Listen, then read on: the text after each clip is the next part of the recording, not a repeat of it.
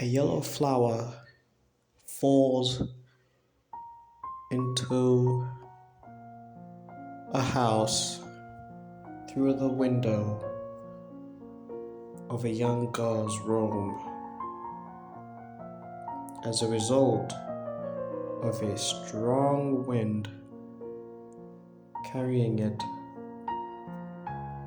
all the way as it falls on the head of the girl sleeping in the room. She wakes up the next day and finds the yellow flower talking with great worries of how he was left behind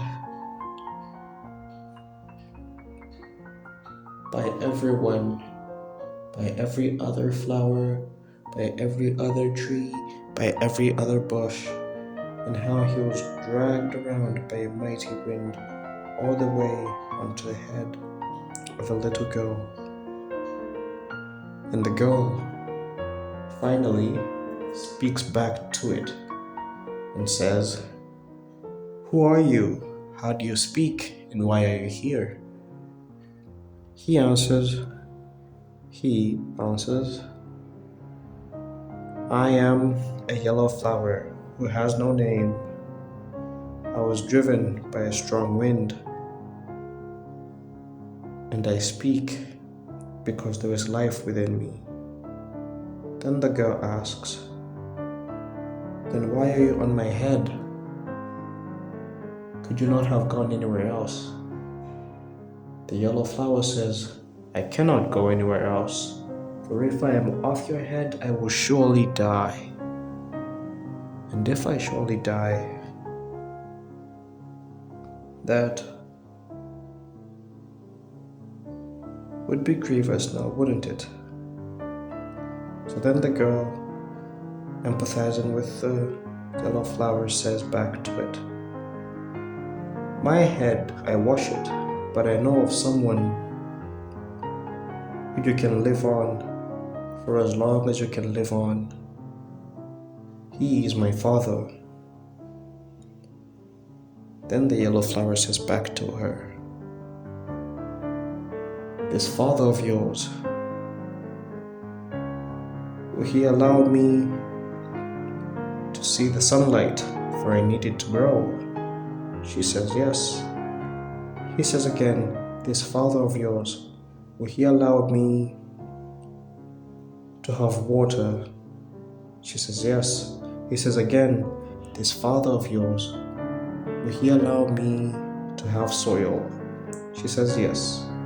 Again he speaks, "This father of yours, will he allow anyone else to indwell in his head?" Yes, he will," she says with hesitation, but agrees nevertheless. Again he speaks, "This father of yours, will he allow me to start a family?" "Yes," she says again with hesitation, for the requests are quite high. Again the yellow flower speaks, "This father of yours, will he allow me to make music and to sing songs and dance dances day in and day out over his head?" She says, "Yes, yes he will," with further hesitation this time. Again, lastly, he requests, "This father of yours, will he allow me to bring all others who are in need as much as I am onto his head?" Lastly, yes, yes he will. "Hush now, let me take you to him, that you may see that all that I have promised is so." The yellow flower agrees and wilts all the way onto her hands, and she takes him and places him quietly on the head of her father. Later on, her father, being a fisherman, goes on a long journey as always, and much did he spend time outside, for he was a fisherman.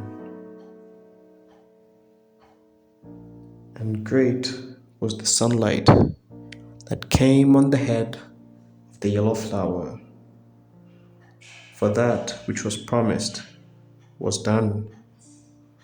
And the fisherman, being scorched by the heat of the sun, normally swam in the water, and the yellow flower received that which was promised. Again, the fisherman, being a fisherman, takes break and lays his head on a rocky coast with loam soil. Again, that which was promised was done. Given this, the yellow flower grew strong and mighty,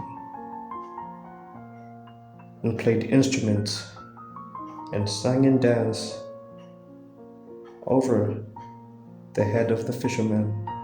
The fisherman, to his excitement, not knowing where the music is coming from, sings and dances along, and even sings ideas that he had never sung in front of anyone else.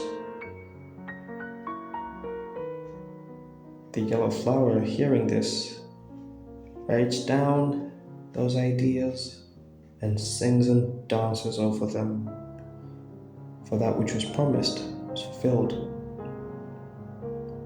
Again, the fisherman sees another coast, a coast of many flowers, and goes and settles there, resting after his long fishing journey. Another yellow flower approaches him. And to the yellow flower's surprise, witnesses the beauty of the other female yellow flower, and that which was promised was done. Later on, the yellow flower has a family of 8 more little yellow flowers, for that which was promised was done. And more, from roses and petals of cherry blossoms and violets and lilies, all heard of the hair of the head that takes good care of flowers. So them, fearful that they would wither to death, dwelt in the head of this man, of the father of the daughter who had promised all these things. And when the yellow flower, had fully grown with all the other flowers, great was the size they had, for it was even bigger than that of ordinary flowers. And it finally speaks to the man whom it had lived on, saying, "Thank you, and now we depart, but we shall visit," speaking to the head of the fisherman. The head responds and says, "You are welcome. Be sure to come back whenever you will." Then the flower says, "Thank you, Judean, for keeping us on your head." And all the flowers depart. Were your ears open? For this too was another story of Judean the beggar. which leaves me to ask you, why do you think I told you this story?